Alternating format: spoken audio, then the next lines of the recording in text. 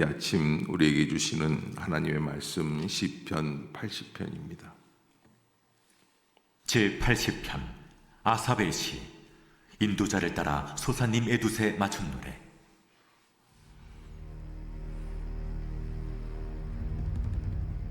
요셉을 양떼같이 인도하시는 이스라엘의 목자여, 귀를 기울이소서. 그룹 사이에 좌정하신 이여, 빛을 비추소서. 에브라임과 베냐민과 므낫세 앞에서 주의 능력을 나타내사 우리를 구원하러 오소서.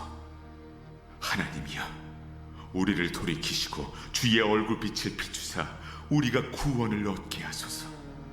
만군의 하나님 여호와여, 주의 백성의 기도에 대하여 어느 때까지 노하시리이까? 주께서 그들에게 눈물의 양식을 먹이시며 많은 눈물을 마시게 하셨나이다. 우리 이웃에게 다툼거리가 되게 하시니 우리 원수들이 서로 비웃나이다.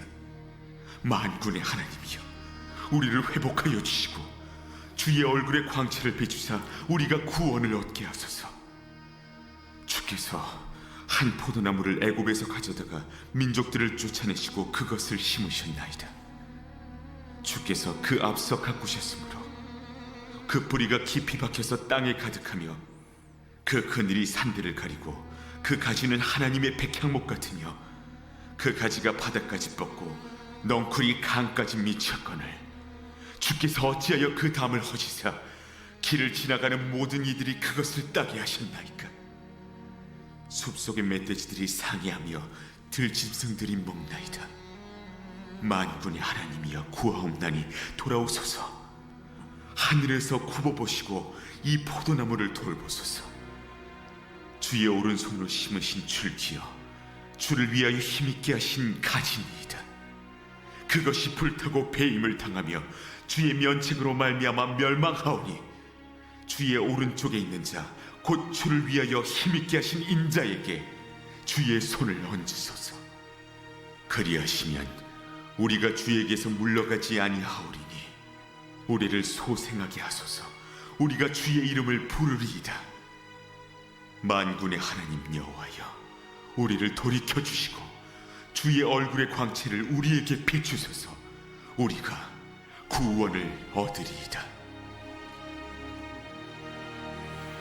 아멘. 시편 80편 아삽의 시인데 마지막 북이스라엘이 아수르로 인하여서 그 침략 앞에 멸망하게 되는 그 결정적인 순간, 또 특별히 남유다 왕국은 그 이후에 586년에 바벨론에서 침략을 받아서 멸망하게 되는 그 멸망의 순간에 드리는 기도가 시편 80편이다라는 것을 한 번 더 아시고 그리고 인식하고 그리고 한번 더 보실 수 있기를 바랍니다. 오늘 특별히 8절서부터 이렇게 16절까지 이렇게 보면은 하나님께서 심으신 포도나무다. 하나님께서 심으신 포도나무. 하나님께서 어떻게 심으셨다는 거예요? 애굽에서부터 가져다가 그 가나안 땅에다가 심으셨어요. 애굽에서부터 가져다가 가나안 땅에 심으신 이유가 어디에 있어요? 하나님만을 찬양하고 예배하고 경배하게 하기 위해서. 그런데 이스라엘은 어떻게 됐습니까? 그 심어진 그때부터 시작해서 가나안 입성서부터 시작해서 오늘날에 이르기까지 그들은 하나님을 버리고 세상을 향해 나아가는 그런 어처구니 없는 일들이 벌어지게 돼요. 그런 과정 속에서 하나님께서는 이스라엘을 어떻게 하는 거예요? 완전히 버리시는 것처럼 멸망 가운데 놔두시게 된다는 거예요. 오늘 구원의 삶을 살아가는 우리들에게도 아주 경고의 말씀입니다. 내가 지금 누구를 쫓아가는가?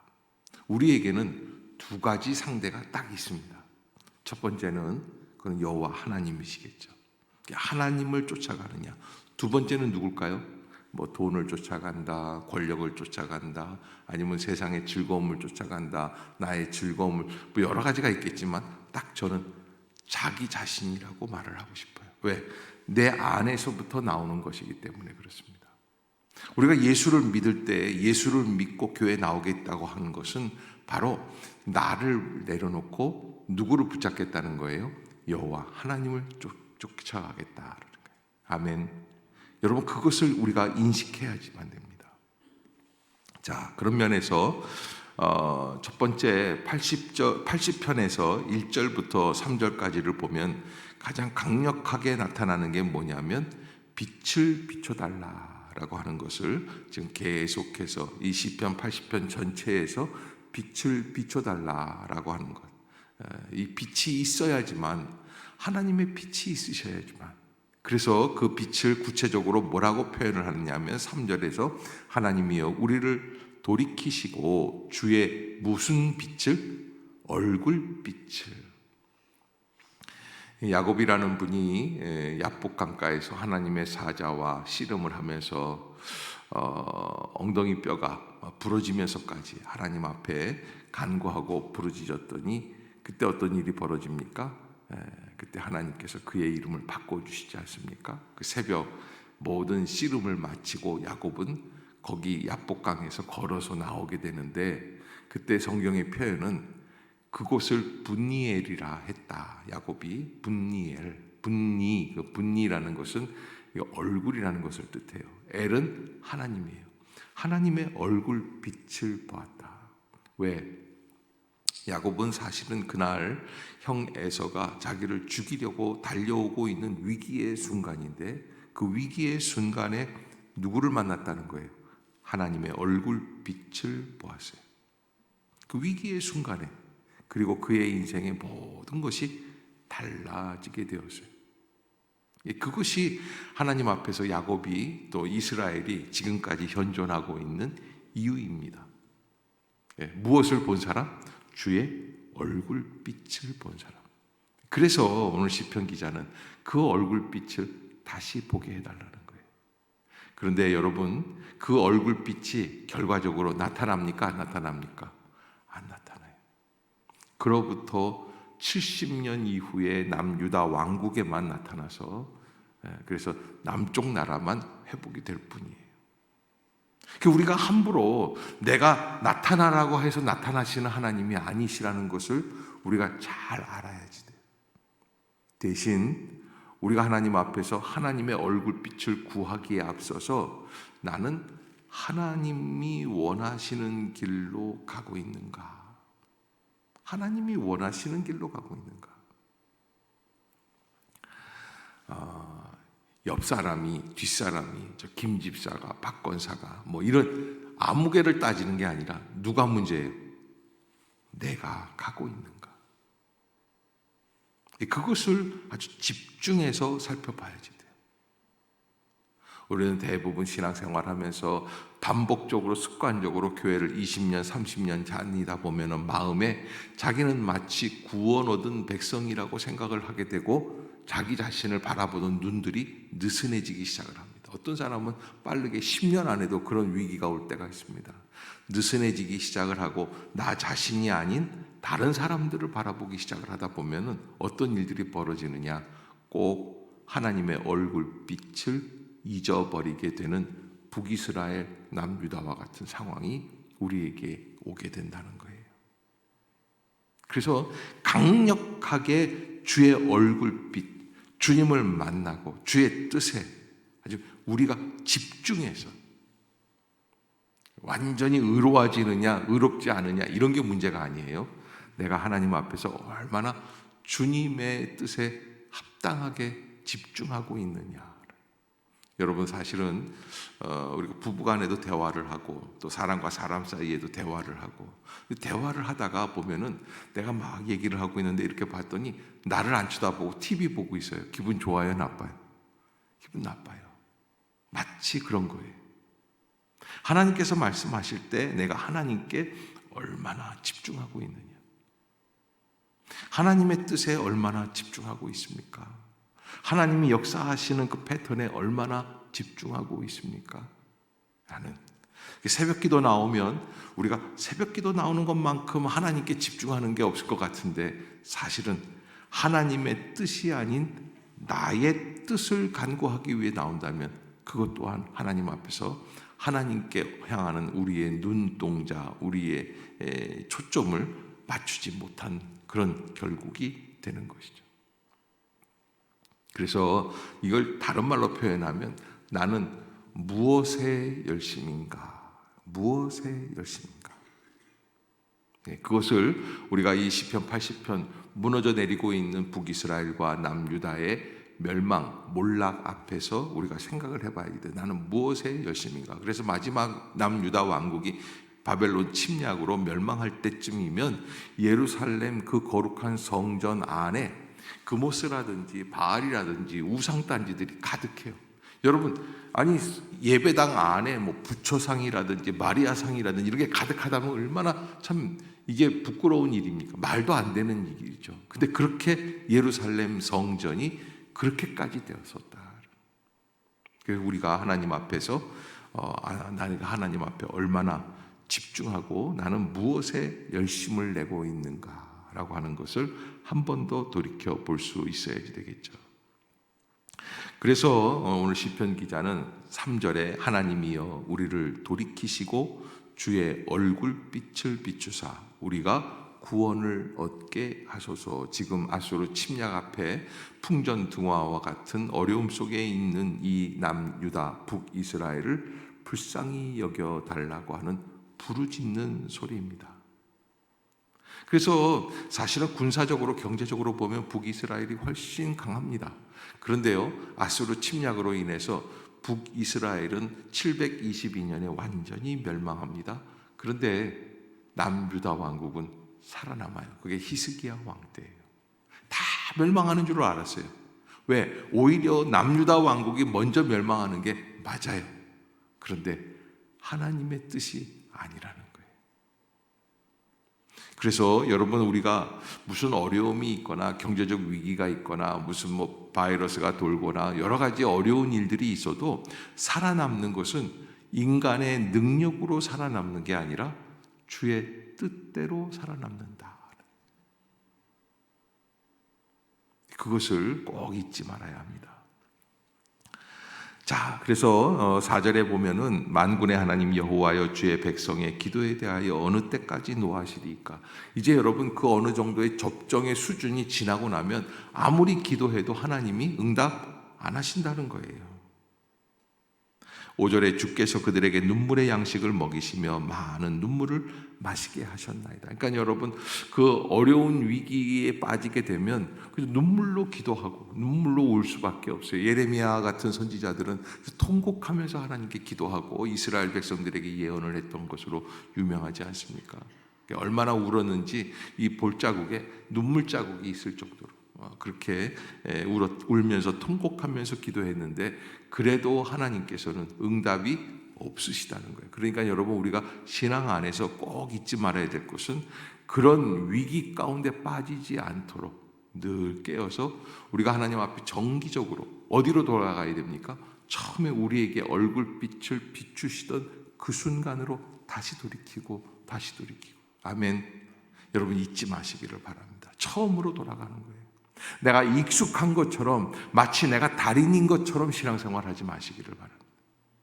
하나님 앞에서 어린아이와 같이 다시 한번 처음으로 돌아가고 또 돌아가고.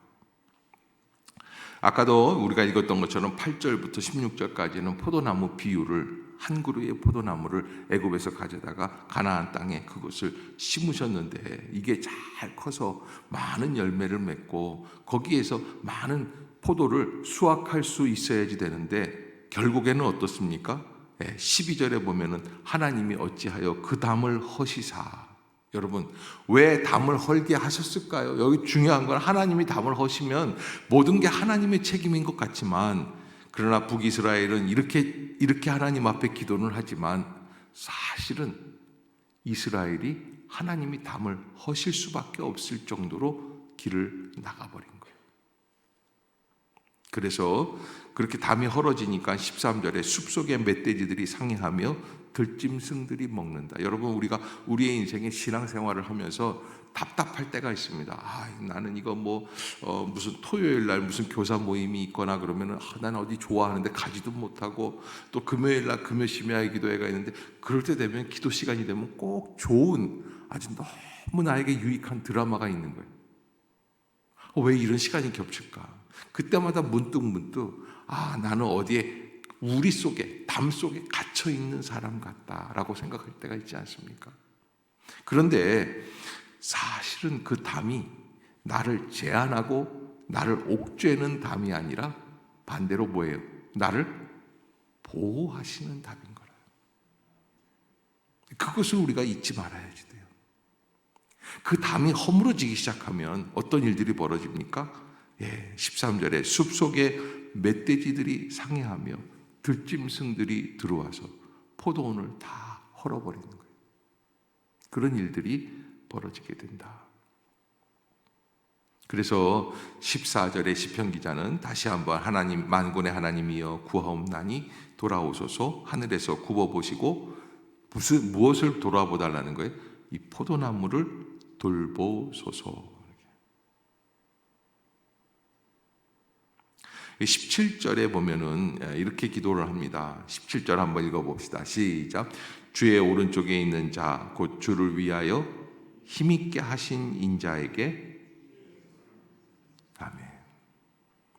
주님이 기도해달라는, 주님이 회복시켜달라는 것.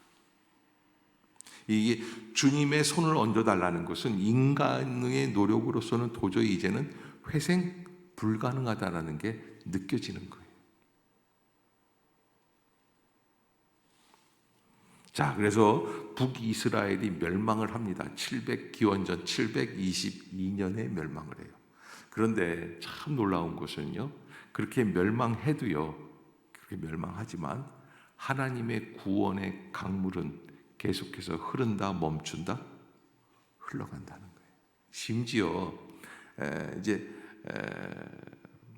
예수 그리스도 승천 이후에 많은 환난과 핍박의 시대를 지내고 로마 시대에 있어서 로마가 313년 콘스탄티누스 황제가 예수 그리스도를 믿는 신앙을 공인하게 되고, 그리고서 이제 로마가 기독교 국가가 돼요. 380년대쯤 되는데 완전한 기독교 국가가 돼요. 그렇게 해서 100년, 200년이 흘러가요. 그리고는 로마도 멸망해요. 로마가 멸망한다는 것은 세상 사람들에게 있어서는 있을 수 없는 국가의 몰락이에요. 절대 권력이라고 할 수 있어요. 그런데 로마가 멸망해요.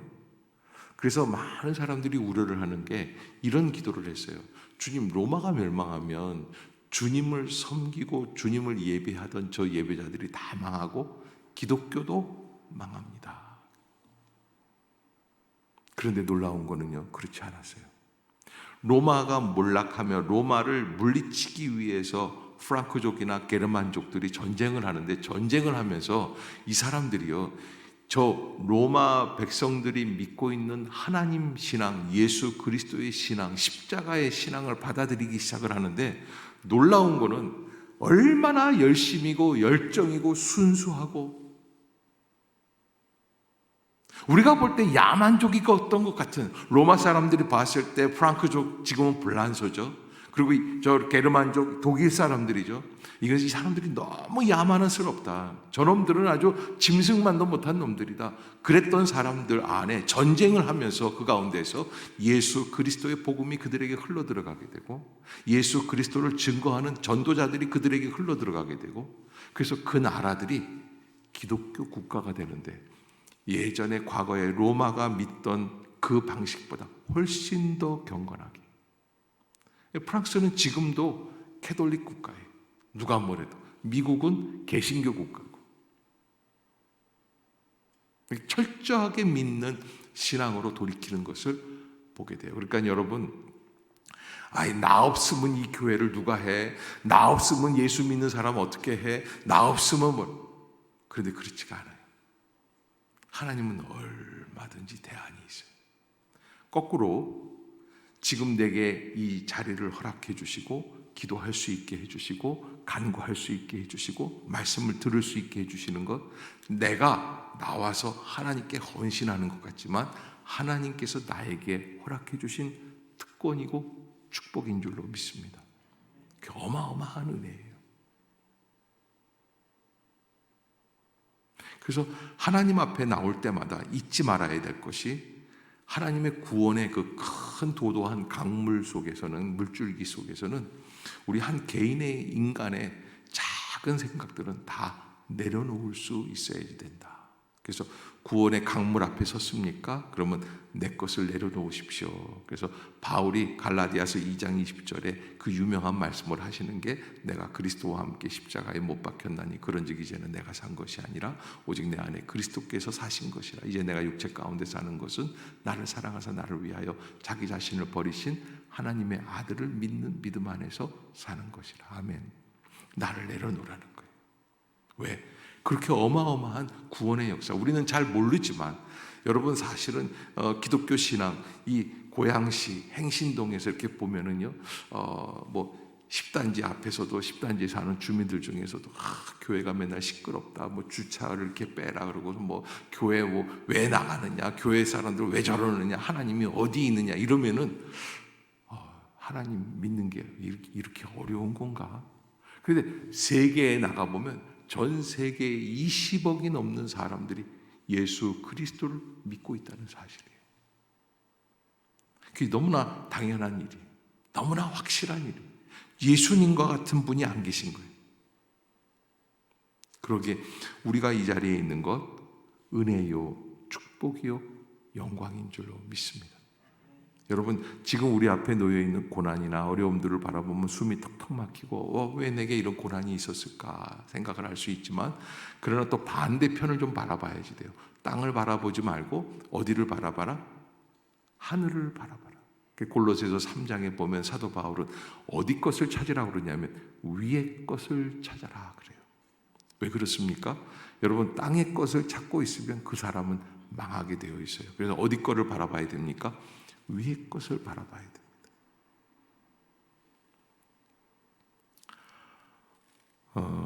오늘 시편 기자는 마지막에 하나님 앞에서 우리를 회복시켜 주시면 어떻게 되느냐, 18절에 그리하시면 우리가 주에게서 물러가지 아니하오리니 우리를 소생하게 하소서, 우리가 주의 이름을 부르리이다. 19절 만군의 하나님 여호와여 우리를 돌이켜 주시고 주의 얼굴의 광채를 우리에게 비추소서, 우리가 구원을 얻으리이다. 주의 얼굴빛을 비춰달라는 말로, 그래서 시편 전체에서 한 4번 반복해서 얼굴빛을 비춰주셔서, 주의 얼굴의 광채를 비추소서.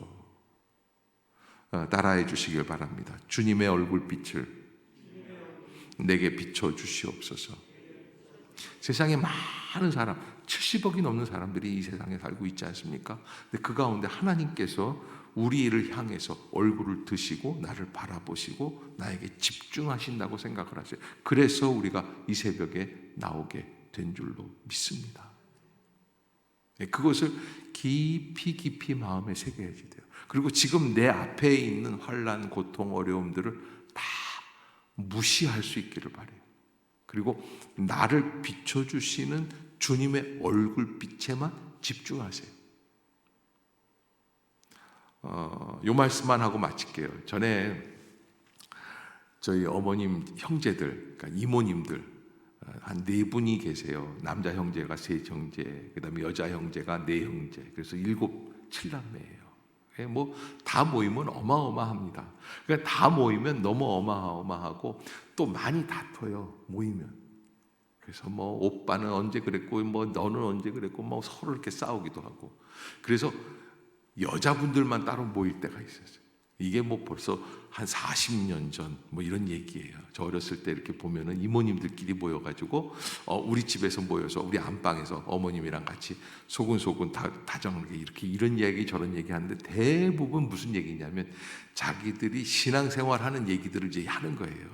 그런데 이런 얘기 하다 보면 과거에 어떻게 믿었던 얘기들도 나오기 마련 아닙니까? 그러면서 이렇게 얘기를 하는 거예요. 아유, 언니는 그래도 15살 때부터, 우리 이모님이 한 30년 전에 한 5, 6세에 돌아가셨거든요. 그러니까 15살이면은 옛날 초대교회, 우리 한국의 초대교회 시절이에요. 그때 이제 은혜를 받으시고 기도를 하신 것 같아요. 아, 그랬지. 아유, 그래도 밤에 산기도 15살짜리 처녀가 가서 기도하면 무섭지 않아? 아니, 좀 무섭지. 그래도 올라가면 다 기도하게 돼 있어. 그런데 말이야, 언젠가는 기도를 막 하는데 누가 내 어깨에다가 손을 쳐 얹는 거야. 나는 그게 성령님이신 줄 알았잖아. 아, 그래서 언니. 그래서 이렇게 봤더니 그래, 뭐야, 귀신이야? 아니야. 뭐야, 호랭이야 글쎄. 그래서 어떻게 했어? 그냥 호랭이구나 그러고서는 다시 돌아서서 기도했어. 그랬더니 어떻게 됐어? 없어졌더라.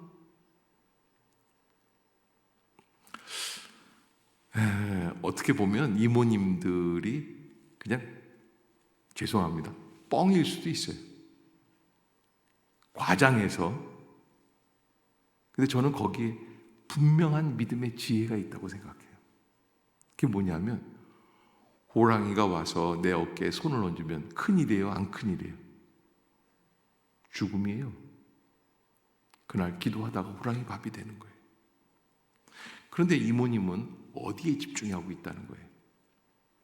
오직 예수께 집중하는 거예요. 집중하고 있으면 십자가에 집중하고 하나님의 은혜에 집중하고 감사에 집중하고 있으면 지금 호랑이 온 건 아무 일도 아니에요. 그 대표적인 인물이 성서에 있어요. 그 누구예요? 다니엘이에요. 사자굴에 던져져요. 근데 다니엘의 마음속에는 사자가 문제가 아니에요. 죽으나 안 죽으나 자기에겐 상관이 없어요. 오직 하나님에게 집중하고 있어요. 사자가 입을 닫고 있어요. 그 놀랍죠? 그러기에 우리가 인생을 살아갈 때 어려움이 있든지 없든지 우리 믿음의 사람들은 누구에게 집중하는 것? 예수 그리스도에게 집중하는 것. 아멘. 그 은혜로 살아갑시다. 내게 있는 어려움들을 바라보고 어려움 때문에 너무 힘들다, 너무 죽을 것 같다, 묵상하지 마세요. 안 죽어요. 어려움이 나를 죽이지를 않습니다. 아멘. 아멘. 따라해 봅시다. 이 어려움은 나를 죽이지 못합니다.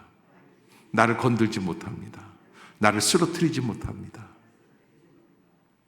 왜? 주님께 집중하고 있습니다. 그래서 오는 거예요.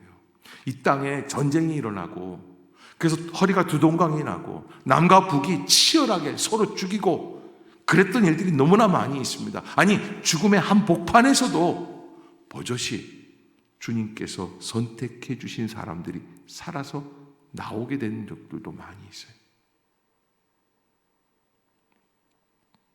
우리가 다시 한번 하나님 앞에서 그 회복의 역사로 들어가야겠죠. 우리의 눈이 누구를 바라보고 있습니까? 주의 얼굴빛을 내게도 비춰 주시옵소서. 다시 회복시켜 주시옵소서. 주의 얼굴의 광채가 우리의 심령을 비추게 하여 주옵소서. 믿음의 길로 나아가는 모든 성도들이 될 수 있기를 주의 이름으로 축복합니다. 기도하겠습니다. 사랑의 하나님, 은혜를 감사합니다. 새벽을 여시고 새벽을 통하여 하나님의 말씀을 허락해 주시는 줄로 믿습니다. 주여, 주의 얼굴빛을 우리에게 비춰 주시옵소서. 주의 얼굴의 광채를 우리에게 비추어 주시옵소서. 우리가 하나님 앞에서 다시 회복될 줄로 믿습니다. 지금의 어려움들은 지나가는 줄로 믿습니다. 지금의 아픔들은 지나가는 줄로 믿습니다. 사람을 바라보지 않게 하여 주시고 땅의 것을 찾지 않게 하여 주시며 오직 위의 것만을 바라볼 수 있는 믿음의 신앙이 되게 하여 주시옵소서. 성령의 능력으로 충만하게 하여 주시어서 하나님 안에서 감사하며 기뻐하며 즐거워할 수 있는 온전한 믿음의 심령들이 되게 하여 주옵소서. 항상 이스라엘 백성들을 양떼같이 인도해 주시는 주님이심을 믿습니다. 우리 가정을, 우리 교회를, 우리 국가를, 우리 이 민족들을, 우리 지구촌을 주여 인도해 주시옵소서. 오늘도 직장에서 또한 가정에서 사회에서 세상을 살아가면서 부딪히는 모든 문제들 속에서 다시 한번 살 길을 열어 주시옵소서. 예수님의 이름으로 간절히 기도드리옵나이다. 아멘.